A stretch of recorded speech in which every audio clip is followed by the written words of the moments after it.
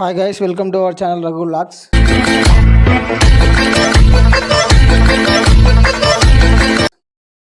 ఇప్పుడు మనం తిరుమలలో ఉన్న 7 టెంపుల్స్కి అయితే వెళ్తున్నాం. ఆ 7 టెంపుల్స్కి ఈ కార్లో అనమాట మనం వెళ్ళబోయేది. అండ్ 3 to 4 hours అయితే పట్టుద్ది టైం ఆ టెంపుల్స్ అన్నీ కంప్లీట్ చేసుకొని రావడానికి. ఇక్కడ ఏ టెంపుల్స్కి అయితే వెళ్తున్నామో ఆ టెంపుల్స్ అన్నీ మీకు చూపిస్తాం.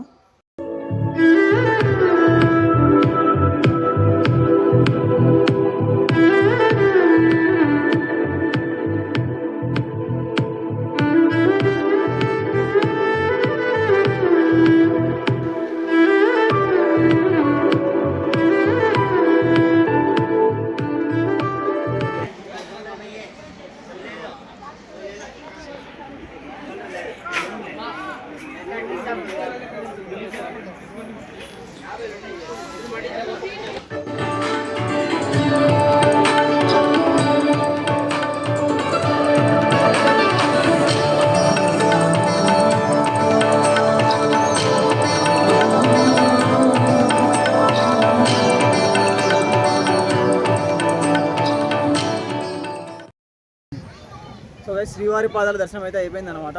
నెక్స్ట్ శిలాతోరణం అనేది వరల్డ్లోనే తిరుపతిలో మాత్రమే ఉందన్నమాట. అది ఒక తోరణం మారిది, కొండ అనేది ఒక తోరణం మారిది ఏర్పడి ఉంటుంది.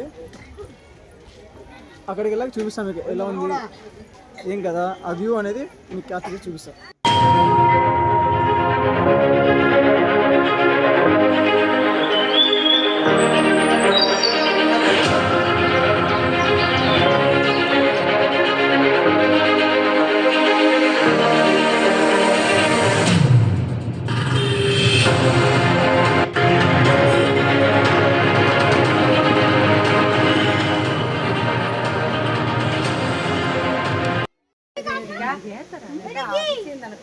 సో చిక్కతీర్థం దగ్గర అయితే కంప్లీట్ అనమాట. నెక్స్ట్ వేణుగోపాల టెంపుల్, తర్వాత ఆకాశగంగా దగ్గరికి, తర్వాత పాప వినాశం దగ్గరికి అయితే వెళ్తున్నాం.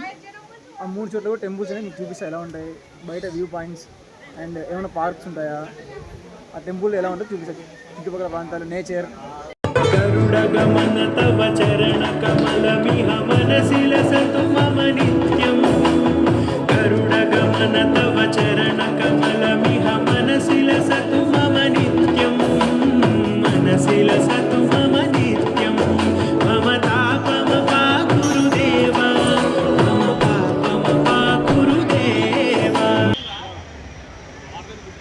So friends, Venugopala temple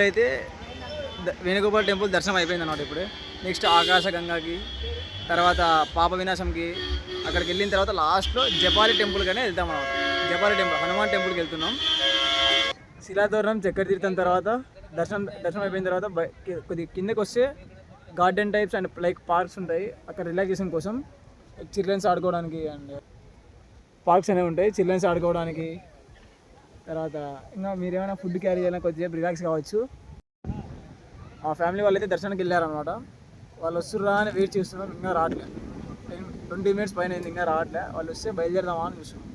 next ఇంకా వేరే దగ్గరికి వెళ్ళాలి కదా, ఆకాశగంగా దగ్గరికి. ఇంకా 3-4 టెంపుల్స్ ఉన్నాయి. చూసుకున్న తర్వాత లాస్ట్కి జపాలికి వెళ్తున్నాం అన్నమాట. జపాలి టెంపుల్ దగ్గరికి, ఆంజనేయ స్వామి టెంపుల్.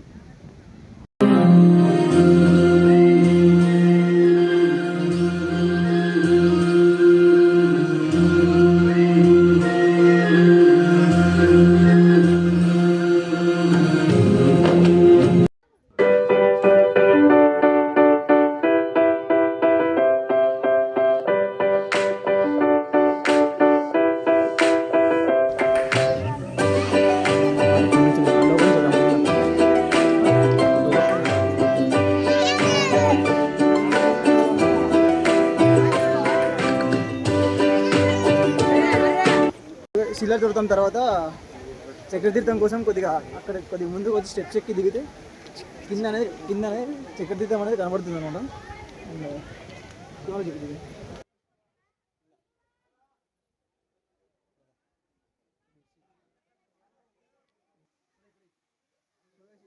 చక్రతీర్థం అంటే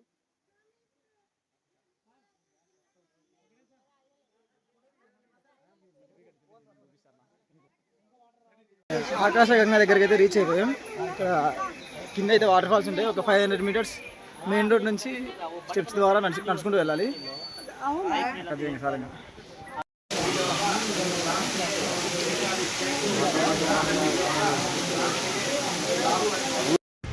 సో ఫ్రెండ్స్, ఆకాశగంగా అయితే దర్శనం అయితే కంప్లీట్. తర్వాత జపాలి, లాస్ట్ వన్ జపాలి టెంపుల్కి అయితే వెళ్తున్నాం.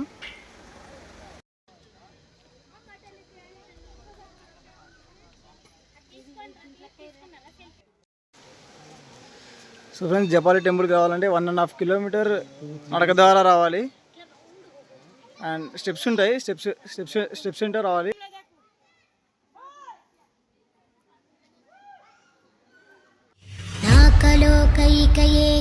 ఆళ్వదైవ బాంధవం ఖండ ఖండ దండ పాణి వీరభద్రకేశవం కృత్యహీన కీచకూట గర్వభంగ తాండవం నీలకంఠ రుద్ర రూప సర్వలోక రక్షకం. జపాలి టెంపుల్ దర్శనం కంప్లీట్ అయిన తర్వాత తిరుమలలో పద్మావతి అమ్మవారి గుడికి అయితే వెళ్తున్నాం.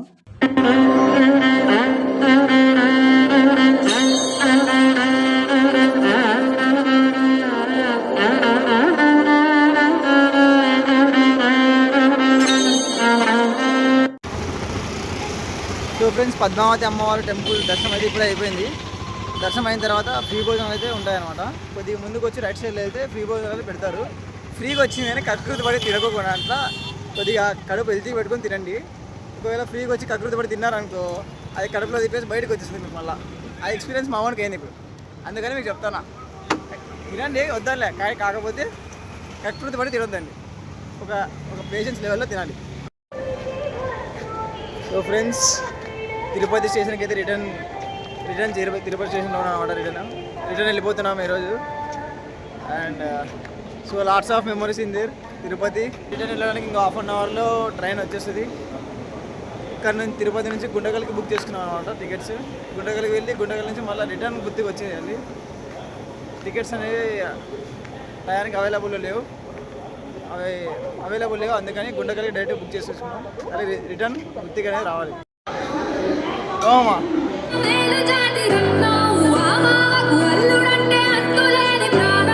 వీడైతే నా తమ్ముడు సాయి. మర్చిపోవడానికి వాడేమైనా గోడ మీద ఉన్న దేవుడా, గుండెల్లో ఉన్న నా అన్నవాడు.